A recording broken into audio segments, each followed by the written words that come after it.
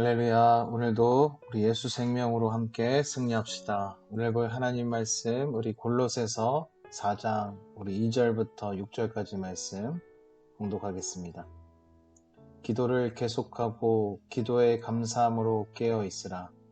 또한 우리를 위하여 기도하되 하나님이 전도할 문을 우리에게 열어주사 그리스도의 비밀을 말하게 하시기를 구하라. 내가 이 일 때문에 매임을 당하였노라. 그리하면 내가 마땅히 할 말로써 이 비밀을 나타내리라. 외인들에게 대하여는 지혜로 행하여 세월을 아끼라. 너희 말을 항상 은혜 가운데에서 소금으로 맛을 낸과 같이 하라. 그리하면 각 사람에게 마땅히 대답할 것을 알리라. 아멘. 네, 너희에게 권한다 라는 우리 제목으로 같이 하나님 말씀 나누도록 하겠습니다. 요즘은 참 개성이 많은 그런 시대인 것 같습니다. 우리 결혼식에도 자기들만의 개성이 넘치는 그런 모습으로 바뀌어 가고 있습니다. 신랑 신부가 함께 춤을 추면서 노래를 부르는 경우도 있고요. 뮤지컬처럼 아주 화려한 이벤트를 준비하기도 합니다. 지금은 코로나로 인해 많이들 결혼식을 올리고 있지는 못하지만 예전과는 사뭇 다른 그런 결혼 문화를 보이는 것이 사실입니다. 그래도 결혼식의 중요한 부분은 주례사의 그 메시지가 아닌가 싶습니다. 인생을 많이 경험한 주례사 분이나 목사님께서 말씀해 주시는 그 메시지가 앞으로 시작하게 될 그 부부에게 귀한 영감을 줄 수 있으리라 생각이 듭니다. 저도 여러 결혼식을 참석하며 또 여러 메시지들이 기억이 납니다.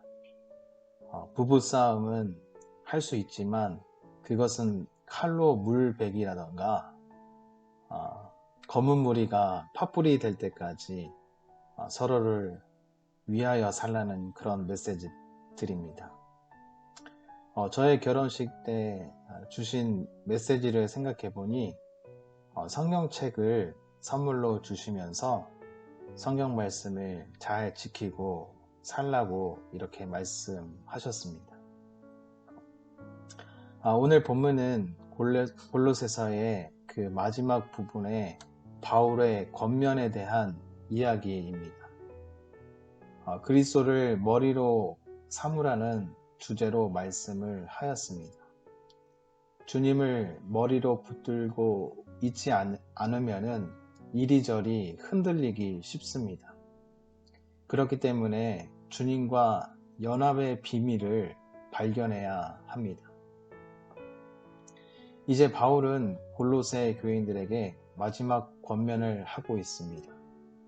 머리를 붙드는 삶이 무엇인지 구체적으로 삶을 제시해 줍니다. 오늘 저와 여러분도 주님을 머리로 삼으며 주님의 말씀을 듣고 순종의 열매를 거둘 수 있는 복된 하루가 되기를 소원합니다. 첫 번째 바울의 권면은 깨어 기도하라입니다. 2절 말씀에 기도를 계속하고 기도에 감사함으로 깨어 있으라. 기도를 계속하라 말합니다. 쉬지 말고 기도하라는 것이지요.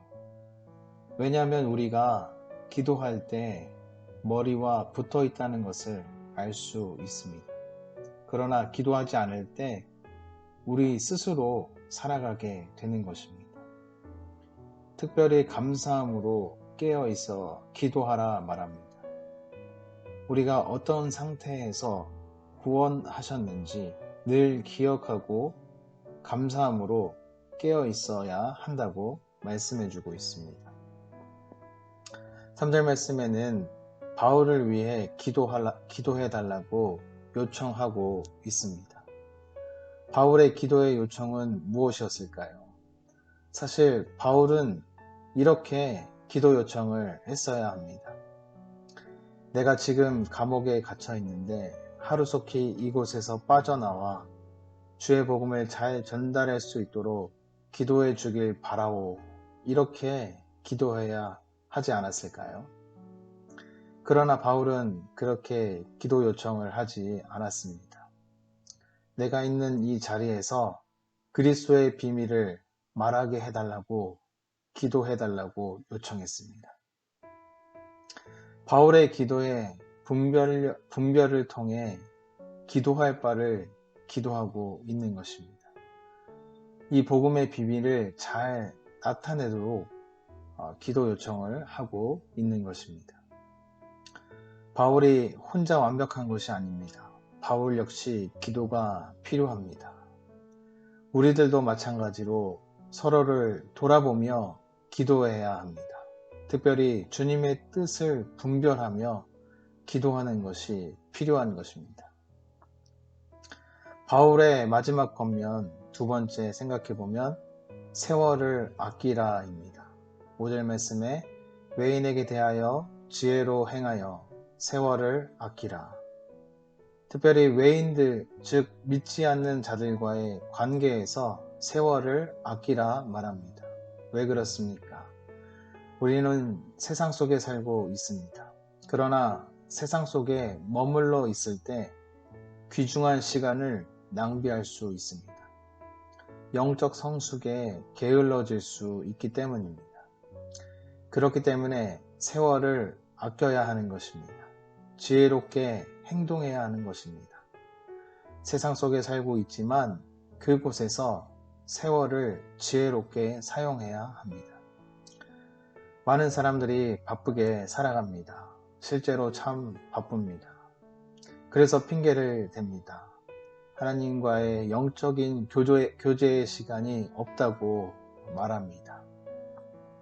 그러나 예수님을 머리로 삼은 자들이라면 가장 중요한 것이 무엇인지 분별해야 합니다.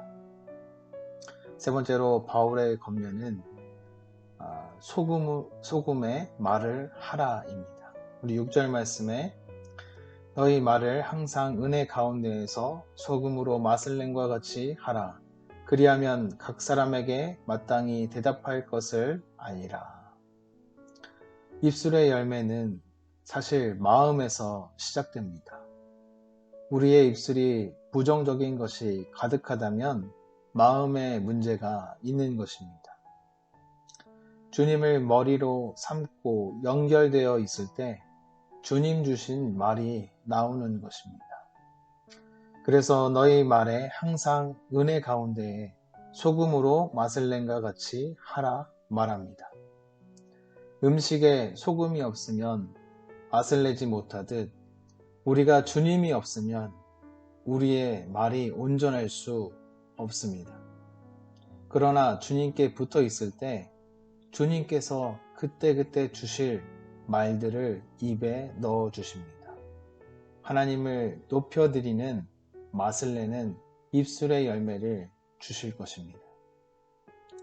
우리는 늘 주님께 붙어 있길 힘써야 합니다. 우리의 머리가 주님이신지 늘 확인받아야 합니다. 그래서 늘 깨어 기도해야 합니다. 기도의 시간을 확보하려고 노력해야 합니다. 세월을 아껴야 합니다. 세월을 세상에 흘러보낸다면 아마 후회하게 될 것입니다. 주님께 붙어 있어 입술의 열매에 늘 맛이 나게 하여야 합니다.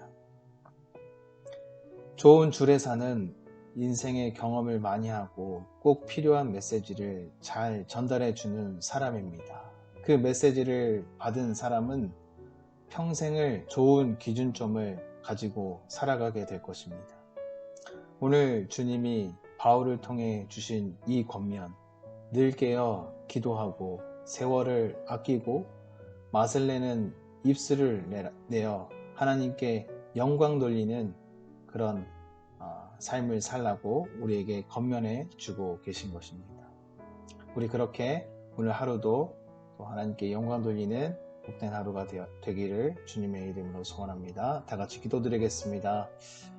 하나님 감사합니다. 새로운 또 한 달을 주심을 감사합니다.